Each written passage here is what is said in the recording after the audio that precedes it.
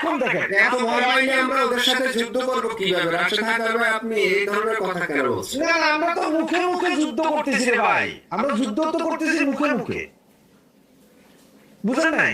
আমরা মুখে মুখে যুদ্ধ করতেছি।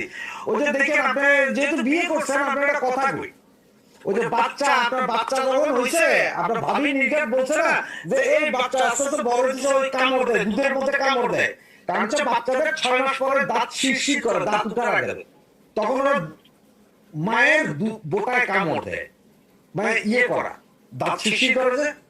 আর শুয়োর যখন দাঁত উঠে, শুয়োরের বাচ্চার দাঁত উঠলে আগে যে বাপের পাশায় কামড় দেয়, দেখে দাঁত শক্ত হয়েছে কিনা। তো মৌলবাদীরা হচ্ছে যে এরা খাইবো ভারতের, পড়বো ভারতের, সবকিছু ভারতের, কিন্তু দেখেন যে আমরা ভারত বিদ্বেষী।